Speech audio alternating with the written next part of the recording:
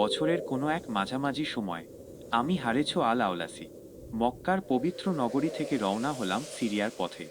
ভাবতেই পারিনি এই যাত্রা আমার চোখে এমন এক দৃশ্য ফুটিয়ে তুলবে যা মানুষ একবার দেখলে হয়তো জীবনভর ভুলতে পারবে না। দীর্ঘ পথ চলতে চলতে আমি দেখলাম তিনজন মানুষ কোনো বিষয়ে আলোচনা করছে। আমি তাদের দিকে এগিয়ে গিয়ে সালাম দিলাম। আসসালামু আলাইকুম। আমি কি আপনাদের সঙ্গে চলতে পারি? আপনার ইচ্ছা, আমাদের সঙ্গেই চলুন। আমি তাদের সঙ্গে পথ চলতে লাগলাম। কিছু দূর যেতেই দুজন অন্যদিকে চলে গেল। থেকে গেল কেবল একজন। যুবক, তোমার গন্তব্য কোথায়? আমার গন্তব্য সিরিয়া। আমার গন্তব্য লাকাম পর্বত। চলো তবে একসঙ্গে যাই।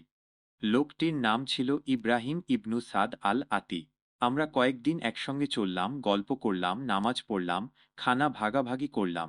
অবশেষে একসময় আমরাও বিচ্ছিন্ন হলাম। আমি আওলাস নগরীতে এসে পৌঁছালাম। দিন কেটে গেল। একদিন মনে হলো সমুদ্রের পথে বের হই, একটু প্রকৃতি দেখি, মনটা হালকা করি। আমি হাঁটতে হাঁটতে পৌঁছে গেলাম বিশাল সমুদ্রের তীরে। ঢেউ আছড়ে পড়ছে, আর ঠিক তখনই আমার চোখ যা দেখল তা আমার সমস্ত শরীরকে কাঁপিয়ে তুলল। দেখি, সমুদ্রের বুকের ওপর এক মানুষ দাঁড়িয়ে আছে। না, দাঁড়িয়ে না, নামাজ আদায় করছে। পানির উপরেই সে রুকু করছে, সেজদা দিচ্ছে, আর তার চারপাশে ঢেউ ভেঙে পড়ছে। আমি অবিশ্বাসে তাকিয়ে রইলাম।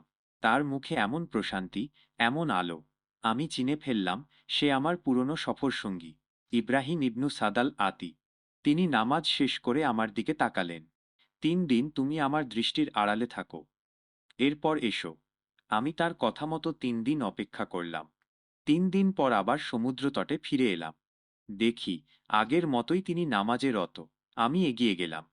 নামাজ শেষে তিনি আমার হাত ধরে সমুদ্রের দিকে এগিয়ে গেলেন।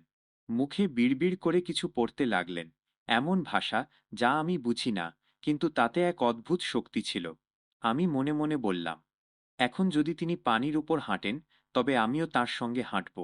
হঠাৎ দেখি সমুদ্রের নিচ থেকে দুটি বিশাল সাপ মাথা তুলে উঠছে। তাদের চোখ জ্বলছে আগুনের মতো, তারা মুখ হাঁ করে তীব্র বেগে আমাদের দিকে ছুটে আসছে। আমার মনে হলো আমি তলিয়ে যাচ্ছি অন্ধকারে, গভীর পানির নিচে। ঠিক তখনই ইব্রাহিম ইবনু সাদ আমার হাত ধরে আমাকে তুলে আনলেন। তার মুখে কোনো ভয় নেই, শুধু প্রশান্তি। তুমি এখনও এ কাজের যোগ্য নও, হারেছ। তোমার এখন কর্তব্য হলো লাগাতার রোজা রাখা, পাহাড়ে গিয়ে একাকী ইবাদত করা, নিজেকে মানুষের চোখ থেকে আড়াল করে রাখা, যেন কোনো কিছু তোমাকে আল্লাহর স্মরণ থেকে দূরে না সরিয়ে ফেলে।